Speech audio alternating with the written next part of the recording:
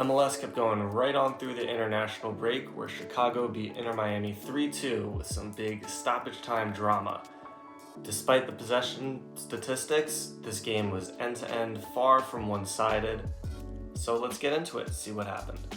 Both teams set up in a 4-2-3-1, an MLS favorite, and both teams had their share of injuries, but they both still had most of their core, so it wasn't a huge thing, even though one or two have been out since the start of the season, so it hasn't changed that much from previous games.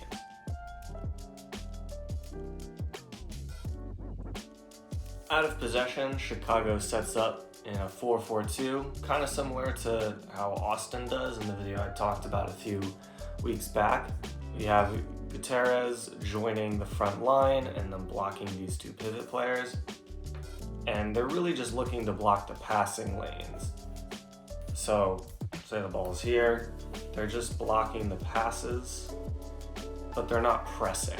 That's the important difference between Chicago, who doesn't have a lot of possession, and Red Bulls, who don't have a lot of possession. Chicago doesn't press. They kind of sit off, they block these passing lanes, and they force the long ball and try to win the 50-50.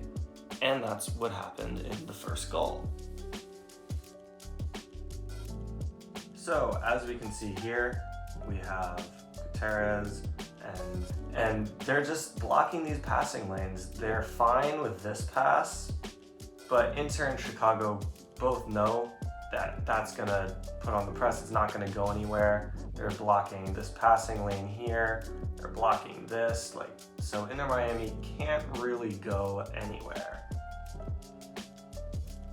That leads to them sending a long ball, which Chicago wins and plays quickly. Great individual play. Gutierrez makes this run in here, gets here, sends the ball across, and then it's just a pretty simple finish at the back post. So basically, Chicago's game plan is to sit back and counter with great individual play from Muller, Selassie, and Gutierrez, and it worked for the first goal, and they created a lot of chances this way. But why couldn't Inter Miami break them down? So, it's all well and good that Chicago's set up and look to counterattack, but that gives Miami an opportunity to break them down. So why couldn't they? Well, when you play the 4-4-2, you have Chicago trying to cut off this half of the field, keep everything on this side. You had most of Inter Miami's play going through the left winger in the first half, Pizarro. Later he changed positions, but he's still the main outlet. They're really just looking. He comes out here, checks into space, receives the ball, and some quick interplay to get it onto this side and playing it into the speedy DeAndre Yedlin and getting the cross in. That's a lot of their pattern, or the same thing on the other side, but for the first half at least, it was pretty much all on the left side. But by doing that play, much like Columbus's issue when we talked about them against the Red Bulls last week, when you're passing, if you don't pass them fast enough, it gives Chicago the chance to shift, the chance to get back into their shape and have a better chance at blocking the cross. But Miami was able to switch to the other side and find the open man, and that's how their first goal happened.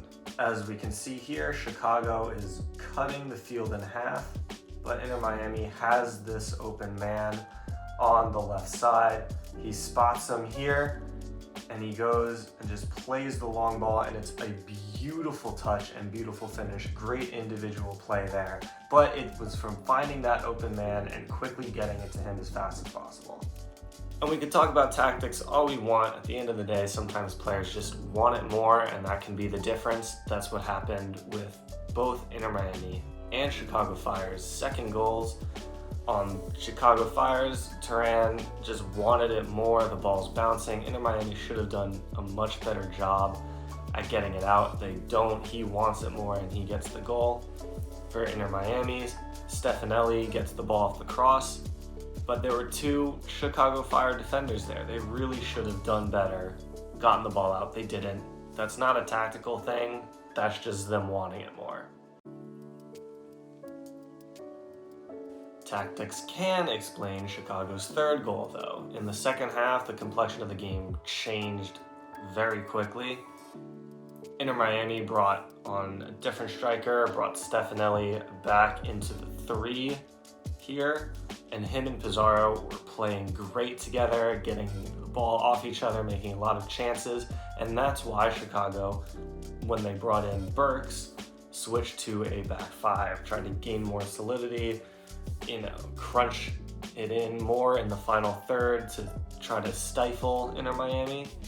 But importantly, playing a 5-2-3-ish meant that Chicago now had 3 people immediately to get into the final third when they countered. You can see here, Chicago Fire's entire back 5 is just staying back there. They don't need to move forward. Well, besides him, but we won't count him. But you see here, you have the 1, 2, 3 in attack.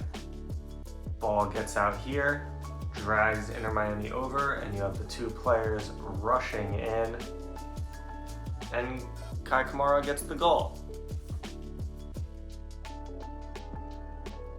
So that's how Chicago Fire got their first win of the season, and Inter Miami continued their run of very disappointing results after a strong first game. Will they improve? I don't know. I haven't watched a lot of Inter Miami, but I'm excited to see what happens. So let's see what happens together.